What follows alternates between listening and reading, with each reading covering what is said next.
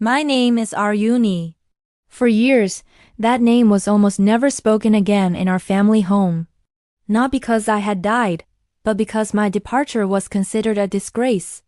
11 years ago, I left without a proper farewell. From that moment on, my existence was quietly erased. My photos were taken down from the walls. My belongings were removed. If guests ever asked about me, my parents would simply say that I had not come home for a long time. I was the first child. I was supposed to be the example, the support, the pride. But the reality turned out to be the opposite. I grew up carrying heavy expectations and mistakes that were never truly forgiven. Whenever something went wrong in our family, it somehow always ended with me. If my younger sibling cried, I was accused of not caring enough. If my parents were tired, I was seen as ungrateful. Over time, I became used to being blamed without ever being given the chance to explain. The biggest problem happened on one night that never truly left my memory. The night when a decision had to be made quickly. The night when I chose to stay silent so my sibling would not be destroyed. The accusation was not mine, but if I denied it, the consequences would have been far worse for the family. I knew that if I gave in, everything would stop there. My parents would not be further embarrassed. My sibling could continue life without a burden. I carried it alone. The next morning, the house felt unfamiliar. There were no shouts, no crying. There were only cold stares and a sudden distance that had formed. I realized then that the decision I had made had changed my position in that family. I was no longer seen as a child who could be trusted. I became a problem that needed to be removed. No one directly told me to leave, but their attitude made it clear enough. I packed my clothes with trembling hands. I did not take much with me. I left the room I had lived in since childhood without looking back. At the front door, I briefly hoped someone would stop me, at least ask where I was going. No one did. The door closed, and I walked away with a mix of relief and heartbreak. The years that followed were not easy. I started a new life without help from anyone. I took whatever work I could do. I fell, got back up, then fell again. There was no family to return to when I was exhausted. There was no number I could dial when the nights felt too long. Yet with every step, one thought stayed with me. I could not give up, because if I failed, my sacrifice would mean nothing. I never contacted my family. Not because of hatred, but because I knew they did not want to hear from me. From afar, I still followed their lives as best I could. I knew my sibling continued their studies. I knew my parents still lived in the same house. I knew all of this without ever appearing in front of them. I chose to remain a shadow. Time passed, and my life slowly changed. I learned, worked harder, and built something I could rely on. Nothing came instantly. Every result came from a long and exhausting process. I never imagined I would reach a point where I could stand with confidence. I only wanted to live quietly, without having to prove anything to anyone. Yet even though my life had become very different, the old wounds never fully disappeared. There were nights when I woke up feeling guilty, even though I knew I had done nothing wrong. There were moments when I questioned whether my decision had been right. But every time my sibling's face crossed my mind, the doubt stopped. If they were safe and well, that was enough. To my family, I remained Aryuni the failure, the older sister who chose to leave because she could not handle responsibility. They did not know what truly happened after that.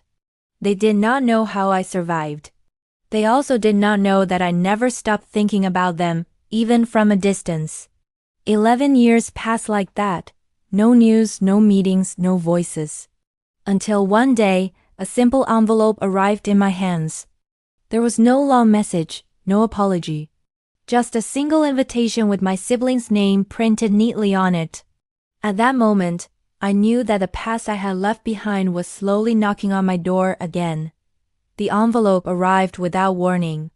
There was no sender's name, no handwriting I recognized. It was plain white, neatly sealed, as if sent by someone who wanted to keep their distance.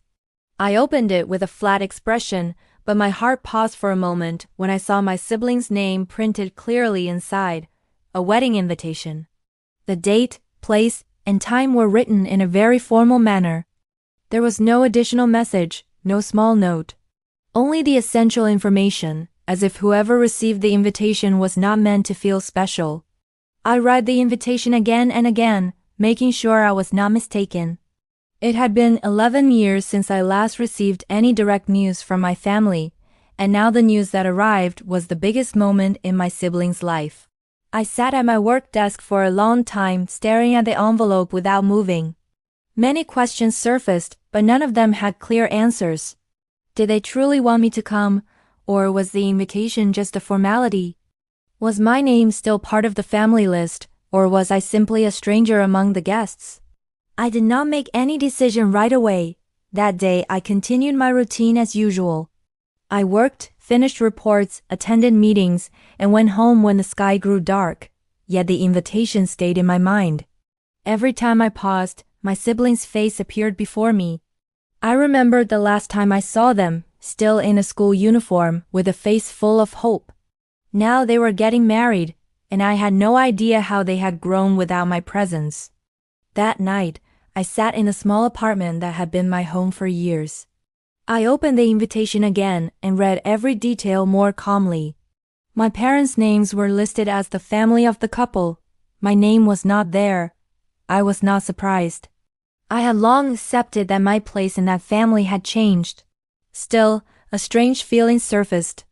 I was the older sister, yet on paper, I was no longer considered part of that circle. I asked myself why I truly wanted to go, not to explain the past, not to seek recognition. I knew reopening all of that would only create chaos on a day meant to be joyful. I only wanted to see my siblings standing at the altar with a calm smile.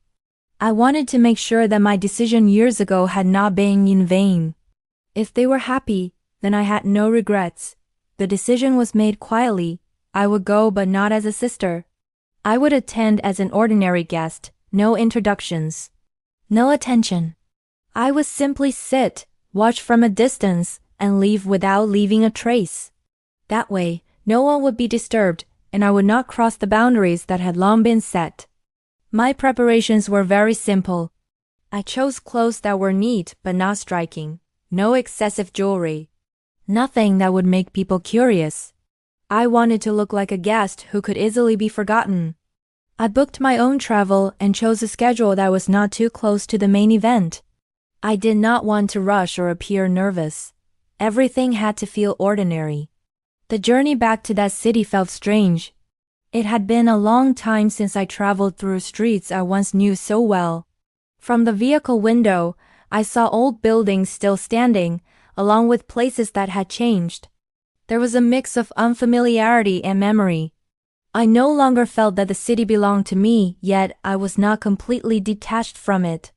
Every kilometer felt like it was bringing back fragments of a life I had once left behind.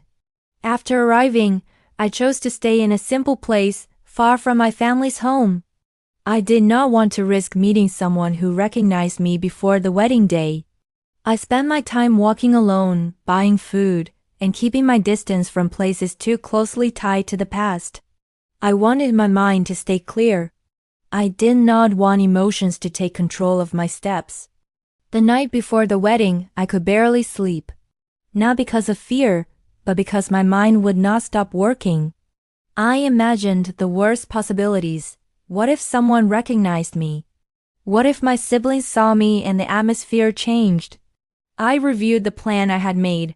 If someone asked, I would answer briefly. If the situation felt uncomfortable, I would leave early. There was no reason to stay longer than necessary. The wedding morning arrived with clear weather. I stood in front of the mirror, making sure my appearance was appropriate without drawing attention. I took a deep breath before stepping outside. No one knew what I was feeling at that moment. No one knew how heavy my steps were as I headed toward the venue. But one thing was certain. I was not coming to change anything. I was coming only to witness and then return to my own life. That morning, I left the guest house early. I did not want to arrive at the same time as family members or important guests. That way, my movements would not attract much attention. The vehicle stopped not far from the venue. From the outside, the place looked grand and busy. A large banner with my sibling's name and her fiancé's name was displayed at the entrance. Seeing her name written there made my chest feel tight, but I held it in. I had already promised myself to stay calm. I walked in with other guests I did not know. No one greeted me personally. I was just one of many people attending that morning. At the reception desk, a young woman asked me to write my name. I paused for a moment. Writing my own name felt strange. Still, I wrote it clearly without adding anything else. The staff member nodded briefly and allowed me to enter. There was no reaction, no look of surprise. I felt a small sense of relief. Inside the hall, everything was already well arranged. The chairs were neatly lined up facing the wedding stage. Soft music played in the background. Some guests were busy looking for their seats. I chose a spot in the back row, near the side aisle. From there, I could see the stage without being too close to the center of attention. I sat down and leaned back, trying to steady my breathing. No one noticed me, and that was exactly what I wanted. A few minutes later, I began to hear conversations around me. People talked about the preparations, about the families of the couple, and about the future of the newlyweds.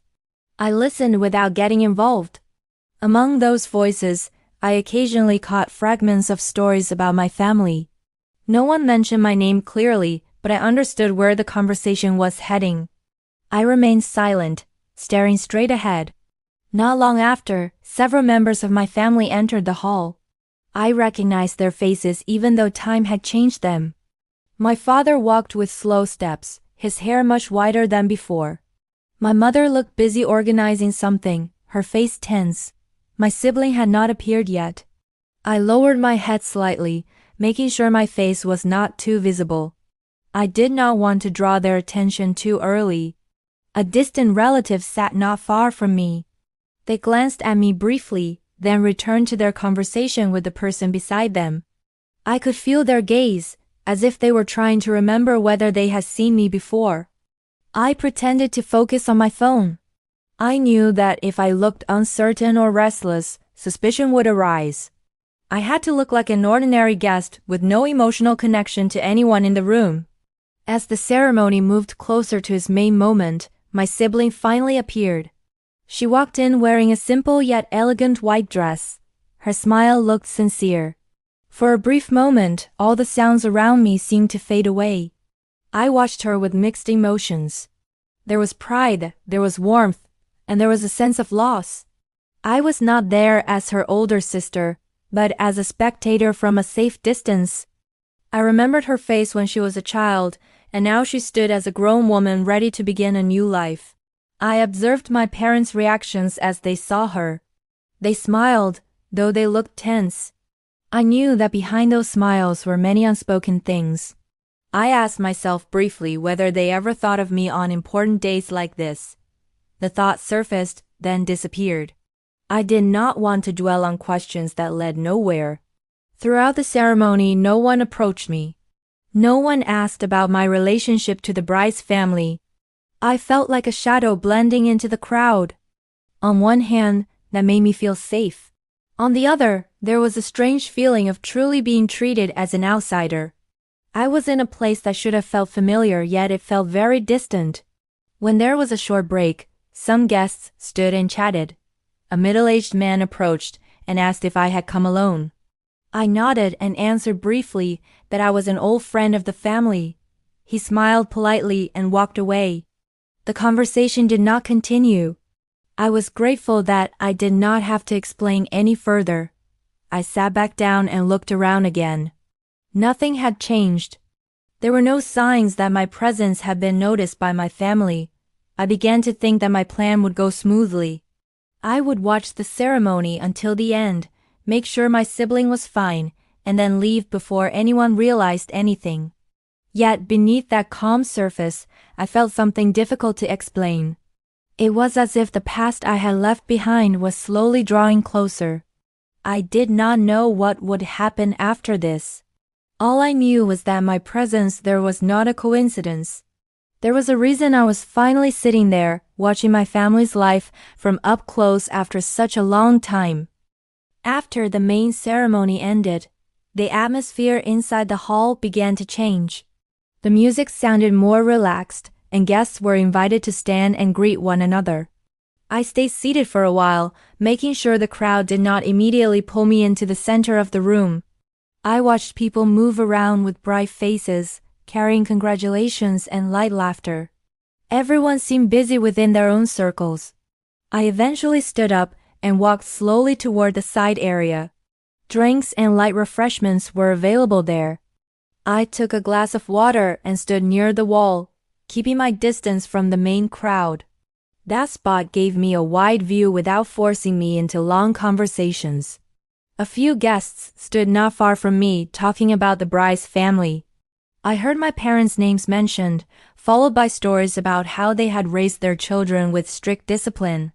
Their tones sounded neutral at first, then gradually lowered.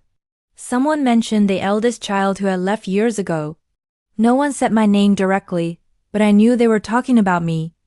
The words that followed were brief and judgmental. Someone said I could not handle pressure. Another commented that my departure was proof of failure.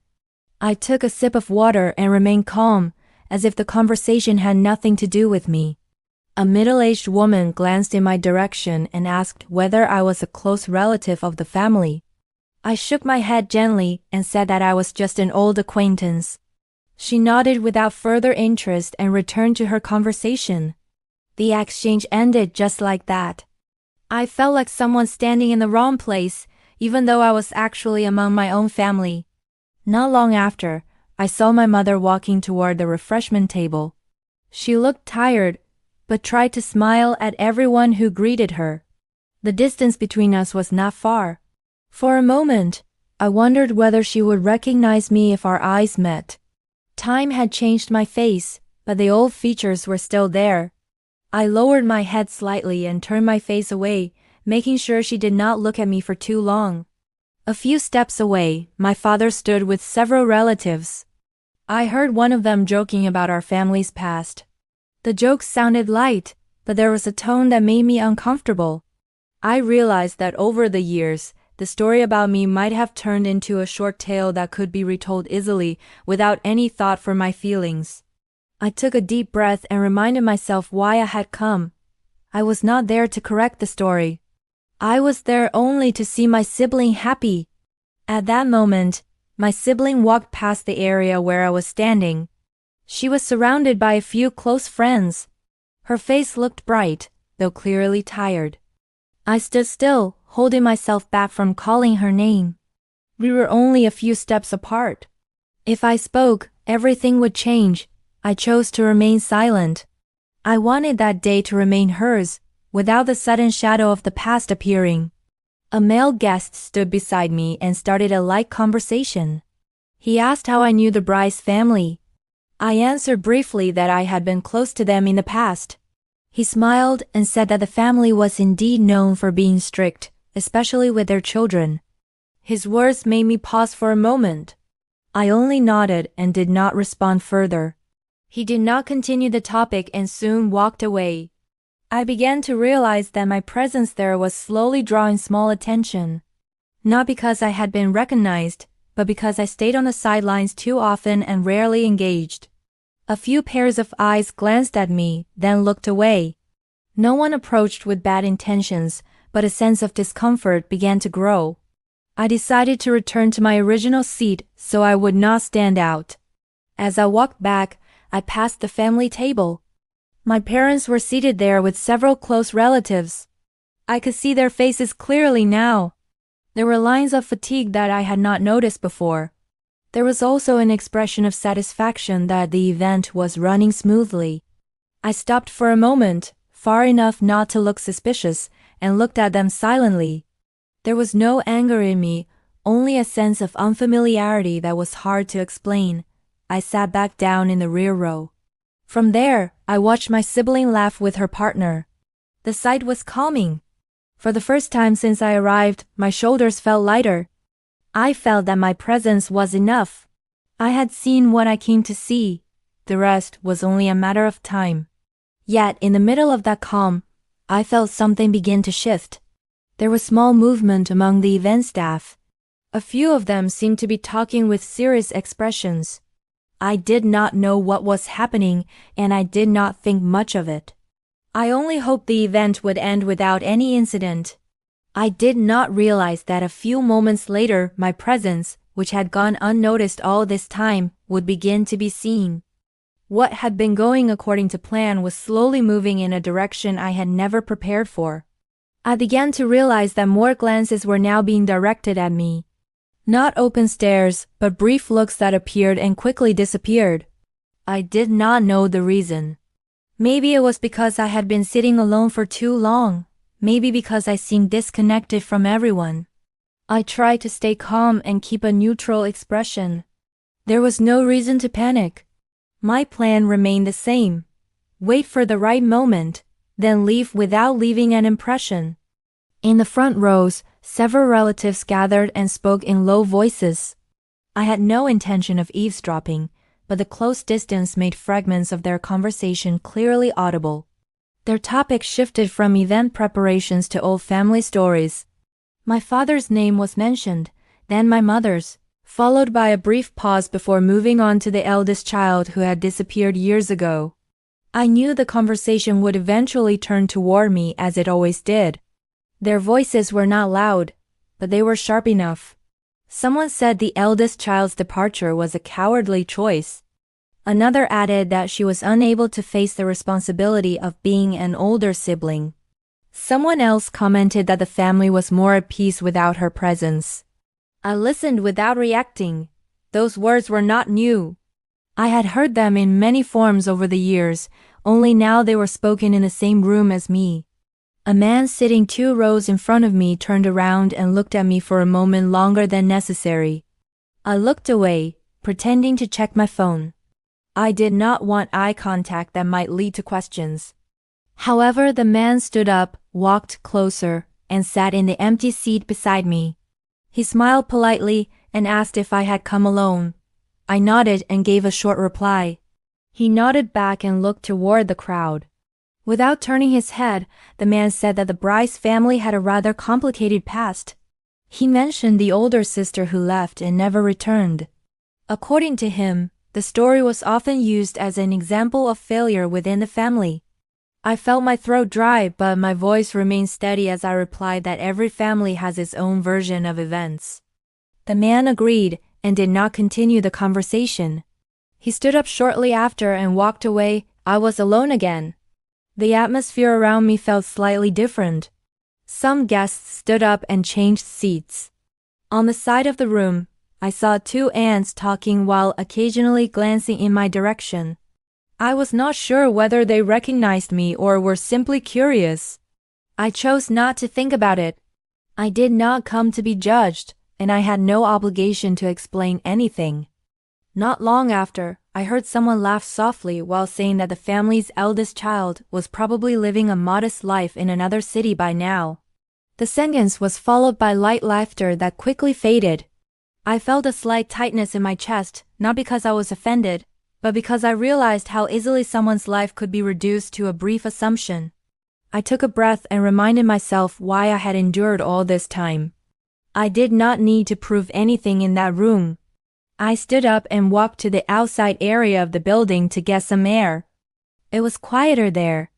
A few guests stood around smoking and speaking softly. I stayed a short distance away, looking out toward the courtyard.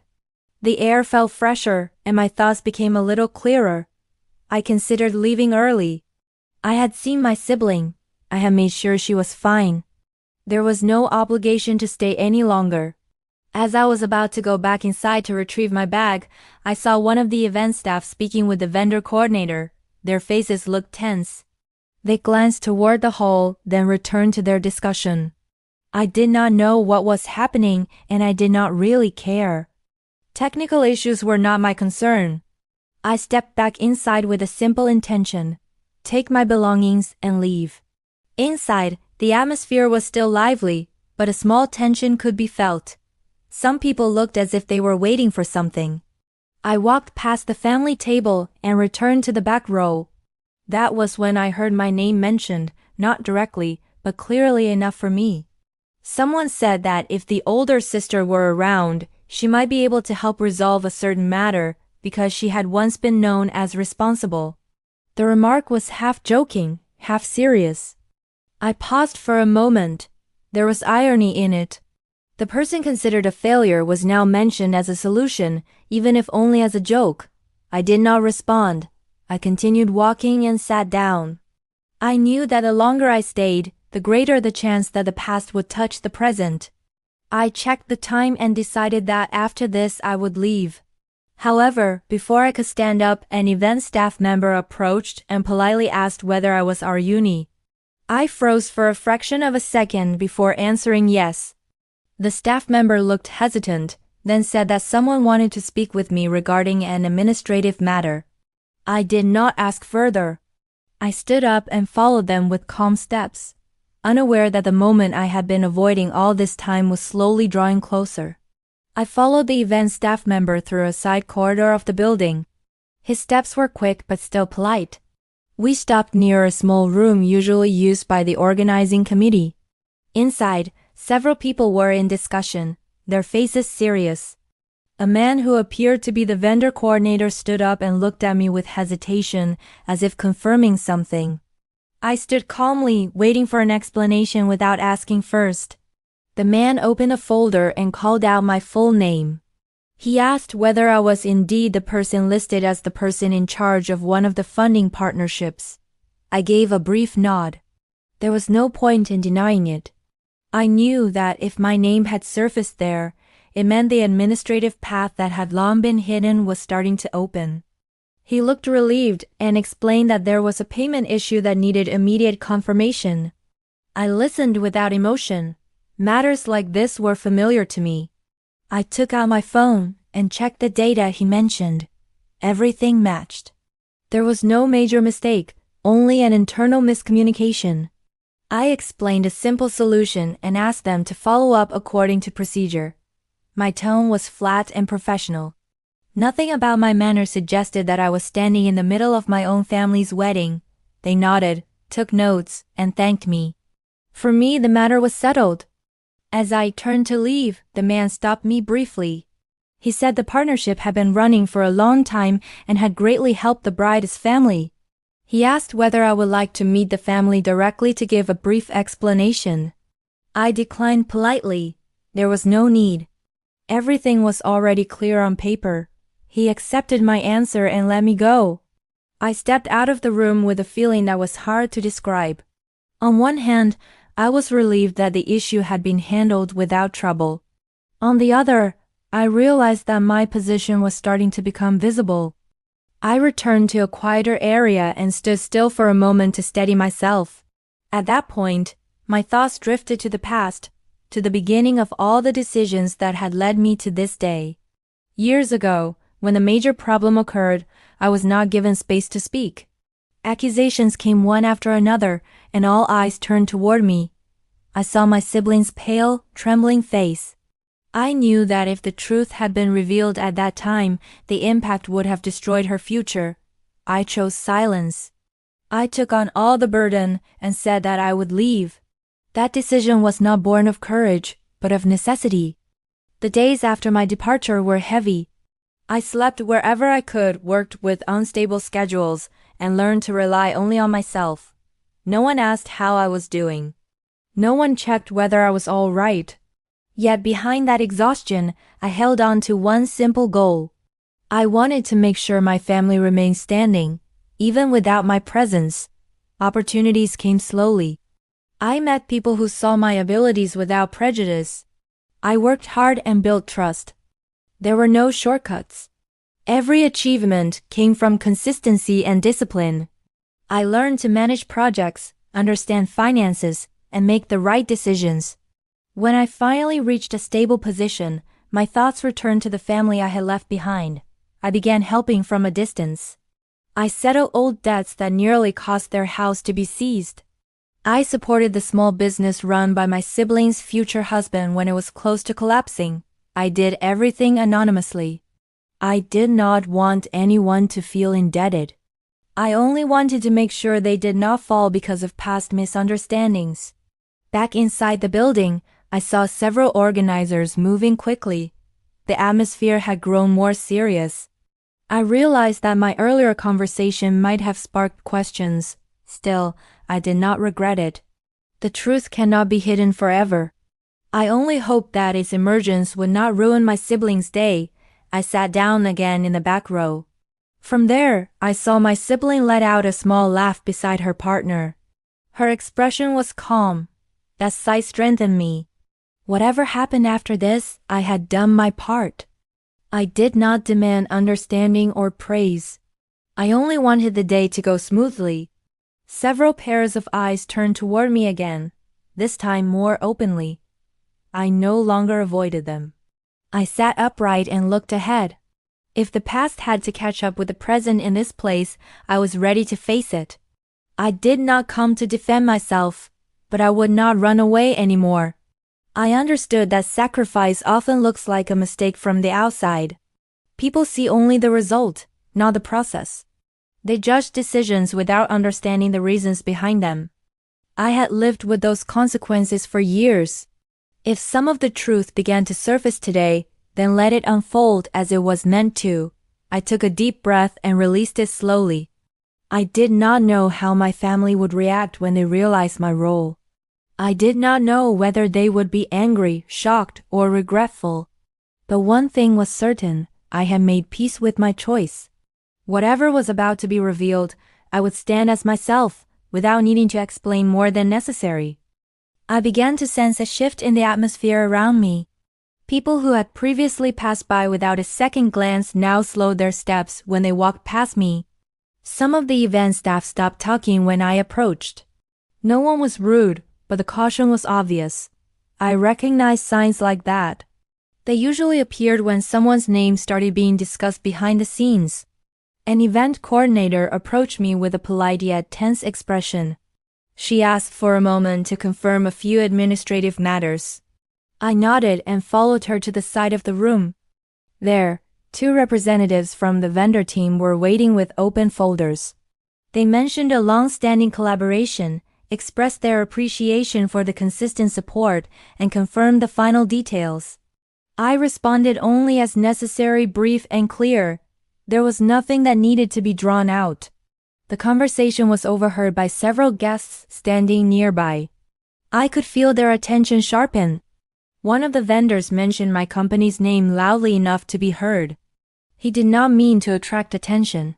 He was simply used to speaking openly. Still, the effect was immediate. Several heads turned at once. I concluded the discussion and asked them to proceed according to the agreement. After that, I walked back toward the back row. Along the corridor, whispers began to surface. I could not hear full sentences, but fragments were enough to give me the picture. Some people asked who I was. Others mentioned that my name appeared on several important documents related to the event. A few connected me to the financial support that had long been assumed to come from an outside party. I kept walking at the same pace. Panic would only make everything look suspicious. I sat down and looked toward the wedding stage. My sibling was chatting with several guests. She was smiling, but I caught a flicker of nervousness in her eyes. Perhaps she too was starting to sense the change in the room. I hoped no one would disturb her before the event truly came to an end. That day was meant to be about her, not about me. Before long, I saw my parents standing and speaking with the event coordinator. My father's face looked serious. My mother held her small bag with both hands, a sign that she was tense. They glanced in my direction several times. I knew the connection was becoming visible. I did not avoid their gaze, but I did not approach either. I waited. An uncle who had once looked at me with thinly veiled disdain walked over. He stood beside my chair and asked in a flat tone whether I was Aruni. I nodded and stood up out of courtesy. He seemed hesitant, then asked how long I had been involved in matters related to the event. I answered briefly that I was only making sure a few things were running as planned. He did not ask anything further, but his expression changed. There was confusion he could not hide. I realized that my story had long been known in a very different version. I was the older sister who left because she could not handle the pressure. I was the firstborn who was considered a failure. Now, pieces of information that contradicted that narrative were appearing right in front of them. Changes like that were rarely accepted quickly. They were usually met with denial. A few other guests began to approach, asking casual questions that eventually led to inquiries about my work. I answered only what was necessary without going into detail. I did not want to appear as if I were boasting. I also did not want to add to the confusion. The less I said, the more assumptions seemed to form. I saw my sibling glance toward me from a distance. Our eyes met for a brief moment. Her face showed restrained shock. I gave a small nod, trying to calm her without words. She looked as if she wanted to come closer, but someone called her name. She turned away, leaving me with mixed feelings. In one corner of the room, I saw my father standing still, watching me without expression. His gaze was neither angry nor warm. It was more like someone reorganizing an old understanding. My mother stood beside him, her face pale. I knew that for them, this moment was not easy. For years, they had lived with a certain belief about me. That belief was beginning to crack. I did not feel any satisfaction at their confusion. I also did not feel the urge to explain myself. If the truth emerged, let it come through facts, not through defense. I had lived long enough without recognition. I did not need approval to feel whole. A staff member approached again and said that the family would like to speak with me after the photo session was finished. I nodded. The request sounded reasonable. I did not refuse, but I was not eager either. I sat back down and waited, keeping my distance from the center of the crowd. Inside me there was no resentment. What surfaced instead was an old exhaustion returning. I hoped the conversation later would be brief and calm. I did not want my siblings' day to change course. If my presence caused any disturbance, I was ready to leave at any time. At the same time, I understood that after today, not everything could return to how it had been. Some of the truth was already visible, and the rest was only a matter of time. I took a deep breath and looked ahead. Whatever came next, I would face it the same way I always had, calm, clear, and without seeking sympathy. I was asked to wait at the side of the room until the family photo session was finished. The request was delivered in a careful tone, as if the person speaking feared I might refuse. I nodded without comment and stood near the side door. From there, I could see part of the main area without being in the middle of the crowd. I chose to stay there so I would not draw any further attention. Time moved slowly. Guests shifted in an orderly way, following the organizer's instructions. Camera flashes appeared now and then, followed by brief laughter. I watched my sibling standing at the center, trying to keep smiling despite obvious fatigue. Each time she changed position, her eyes searched the crowd for something. I knew she was looking for me. I did not wave. I did not want to make her uneasy. Before long, the event coordinator approached my family and spoke in a low voice. My father nodded. My mother glanced in my direction, then turned back to the coordinator. A decision was being made without my involvement. I understood that. I had not been part of this family's decision-making for a long time. A few minutes later, a staff member asked me to come to a small room behind the stage. I followed. Inside, my father and mother were already there. They stood close to each other, with a small distance between them, as if unsure how to act. Their faces were tense. There was no embrace, no warm greeting. Only a heavy silence. My father began by asking how I was doing. His voice was flat, but not cold. I answered briefly that I was fine. My mother looked at my hands, then at my face. Her eyes filled with tears, but she held herself together. She asked when I had become involved in the funding matters for the event. I replied that I had been helping from a distance to make sure everything ran smoothly. There was no long explanation. My father exhaled and said he had only just realized my name appeared on several documents. He admitted he was surprised. I nodded, accepting his reaction without argument. I had not come to surprise them. This situation existed simply because the system had worked as it always did. My mother finally spoke again. She asked why I had not told the family from the beginning. Her tone carried both confusion and hurt. I answered calmly that I did not want to disturb anyone. I had come only as a guest. I had no intention of reopening old matters. My reply was short, but clear enough. Silence returned. No one responded right away. My father stared at the floor, as if arranging his thoughts. My mother wiped her eyes quickly. I stood straight, keeping a reasonable distance. I did not step closer. I did not step back. I waited. At last, my father asked about my work. I explained in general terms, without mentioning titles or numbers. I did not want the conversation to turn into a display. I simply said that I worked in a field that required responsibility and precision. My father nodded slowly. My mother remained quiet. From outside the room, the sounds of the event grew louder. I knew the photo session was almost over. I did not want this conversation to drag on. I said that I was ready to return to my seat if they needed me to. The sentence was simple, but enough to release the tension. As I turned away, my mother called my name. I stopped. She asked whether I was angry with them. The question made me pause to breathe. I answered honestly that I was not angry. I had simply chosen the path I thought was safest at the time. My reply was not emotional. I wanted to remain clear. My father looked at me for a long moment. He said that they had never known. The sentence sounded like an admission, but also like a defense. I did not respond with debate. I only said that not everything needs to be known in order for a life to continue. We returned to the main room together. My sibling saw us walk out side by side. Her expression changed. She looked as if she wanted to come closer, but other guests held her back. I raised my hand slightly, signaling her to stay focused on her event. She gave a small nod. Some guests began to notice the movement.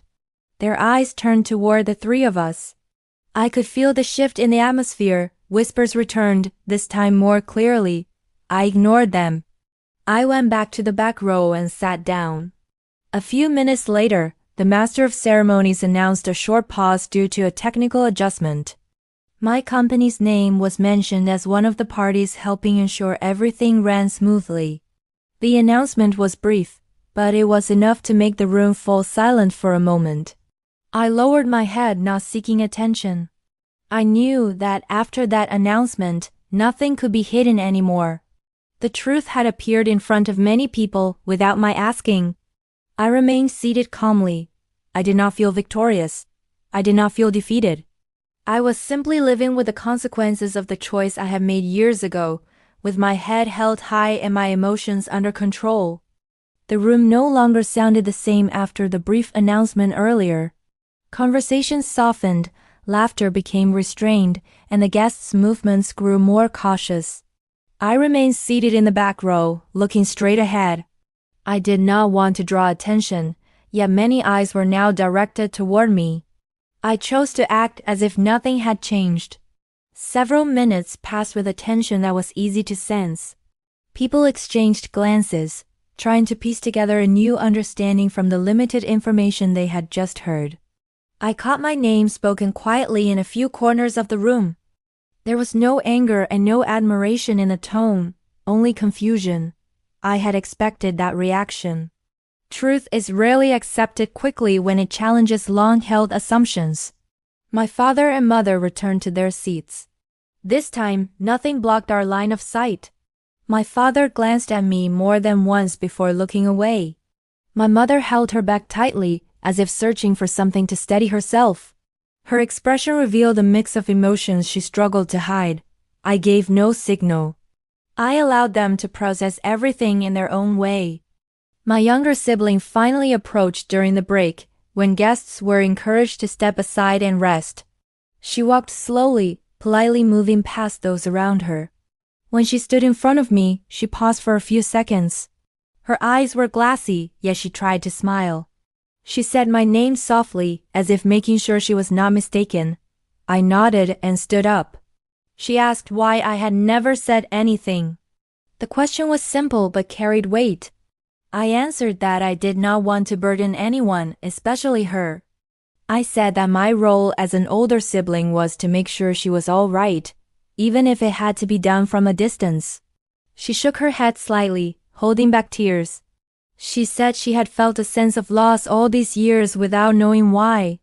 I listened without interrupting. We stood close enough for others to see us talking, but not close enough to hear what was said. Several guests watched openly.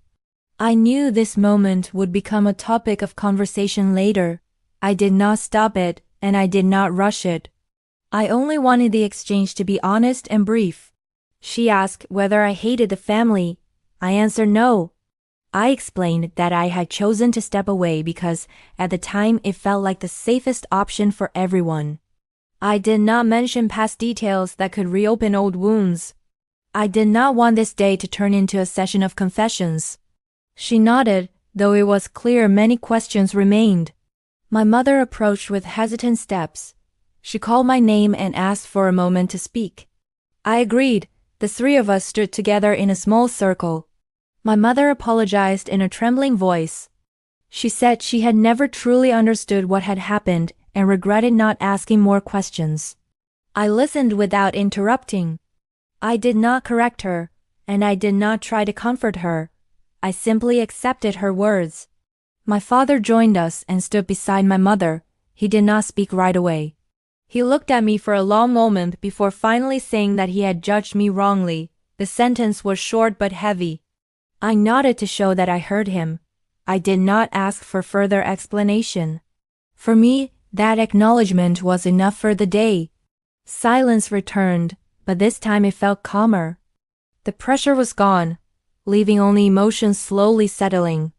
I said that I wanted to return to my seat so the event could continue. I made it clear that I did not want to be the reason for any schedule changes.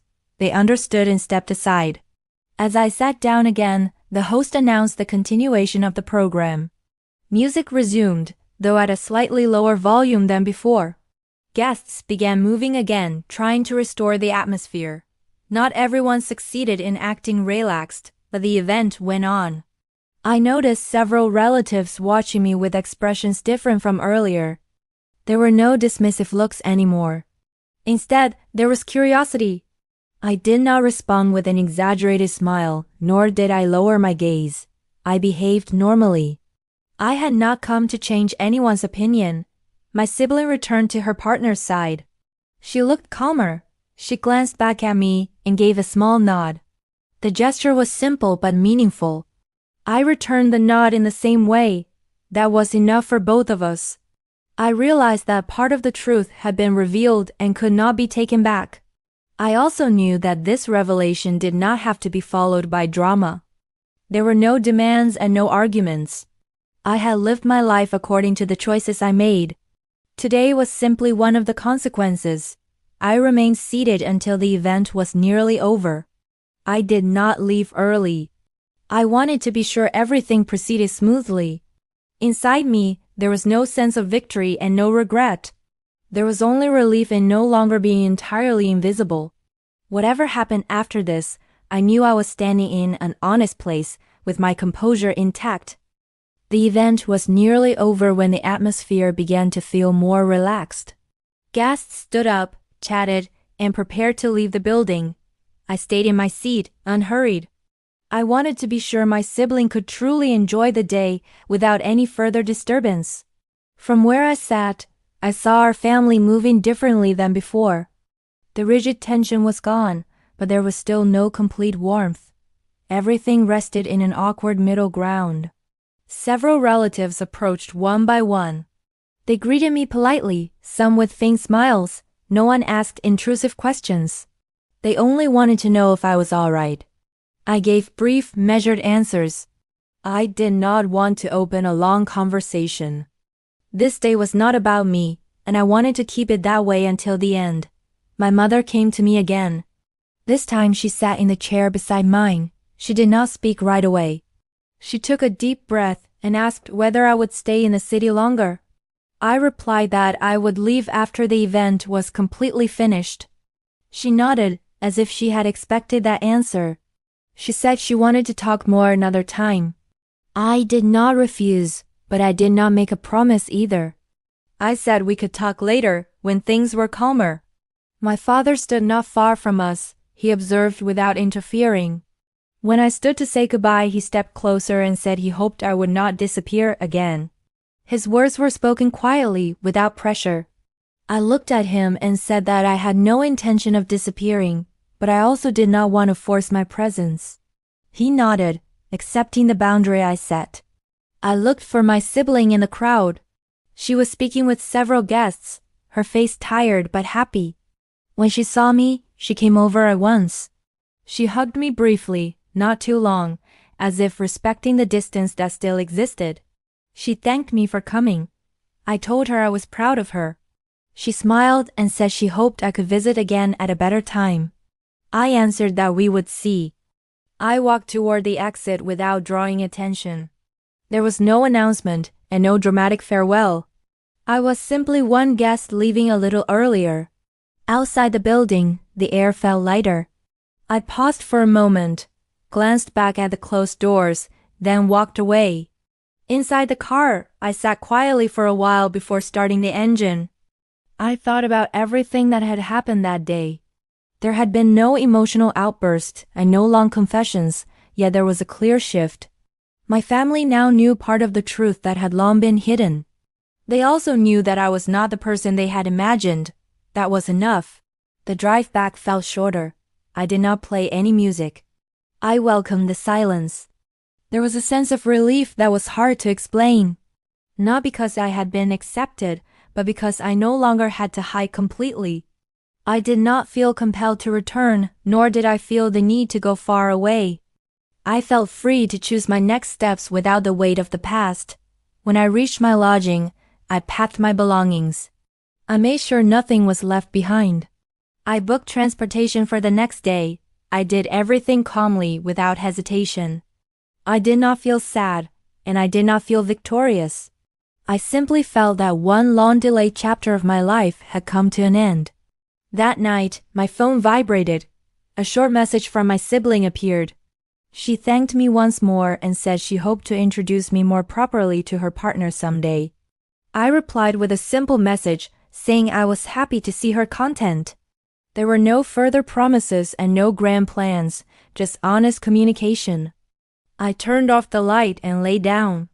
My mind was no longer crowded with old questions. I knew this relationship would not heal quickly. Yet I also knew that distance does not always mean rejection. Sometimes, distance is a way to protect both oneself and others. I had come that day not to prove anything, but because I was ready. I left because I was ready as well. Whatever happened after this, I knew I had acted in the right way, without causing harm, without making demands, and without pretending. That was more than enough. The next morning, I left the lodging early. The city was still quiet, the streets not yet crowded. I carried a single small bag and had no plan to stop anywhere. My goal was clear, to leave the city without any further drama. Yet before I truly departed, I realized there was one thing not yet resolved, not with my family, but within myself. On the way to the terminal, my thoughts returned to the early days when I had left before. That decision had not been made lightly. At the time, I chose to disappear because I felt my presence only complicated matters. I carried many things on my own, including responsibilities that should have been shared. I never spoke about them to anyone, not because I wanted to appear strong, but because I did not want others to feel guilty. Now, after part of the truth has come to light, I no longer feel that I carried that burden alone. Not because someone has taken it over, but because it has finally been acknowledged. That recognition came late, but it still mattered. I did not need long apologies or complicated explanations. I only needed to know that my past choices were not entirely misunderstood. While waiting for departure, I sat on a bench near the window, My phone vibrated again. This time it was a message from my mother. She asked whether I had already left and wished me a smooth journey. The message was brief, yet different from before. There was no rigid distance. I replied politely, saying that I was fine. The exchange ended there, but the feeling it left behind lingered. I realized that our relationship would not return to normal immediately. There is no shortcut to rebuilding trust that has been lost over many years. However, at least now there is space for communication without prejudice. That alone is already a significant step. Inside the vehicle, I sat by the window and looked outside. Buildings slowly faded into the distance. I did not look back. I did not feel the need to. I knew what I was leaving behind, and I knew what I was carrying with me. Everything was in its proper place. I thought about my sibling and her new life. She now has a family of her own responsibilities, and a different future. I am no longer a distant protector as I once was. My role has changed. I accepted that with an open heart. I did not feel excluded. I felt that I had completed an important phase of my life. The journey passed quietly without disturbance. I used the time to plan my next steps. I would not return to my old life in the same way. There were things I needed to rearrange. I wanted to live more openly while still keeping healthy boundaries. I did not want to repeat old patterns that had led me to close myself off for too long. When I arrived in my destination city, I went straight to my place. The atmosphere felt familiar and safe. I opened the door, set down my bag and sat for a moment. There was no sense of emptiness and no pressing loneliness. Instead, I felt lighter than before. That afternoon, I received a call from a number I recognized. It was my father. He rarely called, even before I left long ago. I answered without hesitation. He asked how I was and made sure I had arrived safely. Our conversation was brief and awkward, but honest. There was no judgment and no demands, just two adults trying to speak without the weight of old burdens. After the call ended, I realized something important. I no longer felt the need to prove anything. I did not have to display achievements or past sacrifices. I did not need to demand recognition. All of that no longer mattered. What mattered was how I lived my life now, with full awareness and clear choices. Night came slowly. I prepared a simple meal and sat alone. I welcomed the quiet, not as an escape, but as a space to breathe. I knew the days ahead would not always be easy. Yet I also knew that I was no longer walking with the same burden. My return to that wedding was not about fixing the past. It was about closing one chapter in a proper way. Now, with a calmer heart, I am ready to step into the next chapter, whatever form it may take. Several weeks passed after I returned to my quiet life.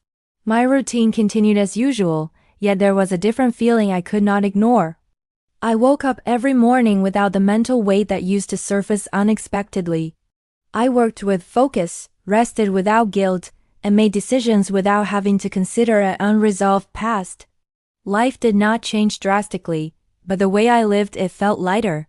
I began receiving occasional messages from my family, not frequent and not excessive.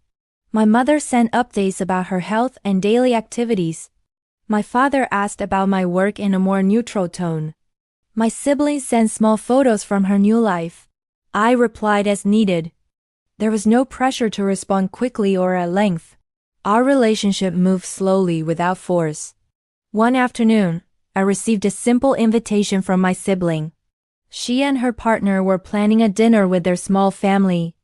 There was no big event, no large group of guests. She said my presence was hoped for, but she also understood if I was not ready. I read the message several times before replying. I did not feel anxious, but I wanted to be sure my decision came from readiness, not obligation. I replied that I would come if my time allowed. There was no absolute promise. I did not want to return to old patterns that made me feel I always had to give in. A few days later, I cleared my schedule and confirmed my attendance. The decision felt right. There was no emotional push and no fear. The day of the gathering arrived with a simple atmosphere. There were no special decorations, just a dining table, home-cooked food, and light conversation. I arrived on time. When the door opened, my sibling smiled and gave me a brief hug. Her partner greeted me warmly, without exaggeration. My parents were seated in the dining area, looking more relaxed than I remembered. We sat together and began to eat. The conversation flowed around ordinary topics. No one brought up the past directly. I appreciated that. I also shared stories about my own activities, without hiding anything but without excess. I noticed small changes in their expressions, not guilt, but an effort to listen. In the middle of the meal, my father said something simple. He said he was glad to see me calm. The sentence was not long, but it was sincere. I nodded and thanked him. My mother smiled and added that she hoped we could meet from time to time without any special reason. I replied that it was possible, as long as everyone felt comfortable. There were no grand confessions, no tears, no promises that would be hard to keep. Precisely because of that, the meeting felt meaningful. I realized that maturity is often shown through small, consistent acts rather than through big emotional moments. After the meal, I said goodbye first. I did not want to stay too long. I wanted to keep that good feeling intact. On the way home, I felt certain that I had made the right decision. I had not returned to repeat an old role. I came as who I am now, with clear boundaries. That night, I sat alone and reflected. I realized that unacknowledged sacrifice is indeed painful. But life does not end there. Recognition can come late, or not at all. What matters most is how I value myself and the choices I once made. I do not regret the past. Every decision shaped me into a stronger, more aware person. I also do not expect the future to be perfect. I only hope to live it honestly, without hiding myself, and without sacrificing who I am just to be accepted. This story does not end with overwhelming happiness. It ends with calm. I did not get everything back, but I gained clarity. I did not become the center of attention, but I became the center of control over my own life. When I turned off the light and prepared to sleep, I felt certain that I was no longer defined by other people's judgments. I am the result of my choices, my experiences, and my courage to leave and return at the right time. That is enough. This story ends not because every problem has been solved, but because I have finally made peace with myself.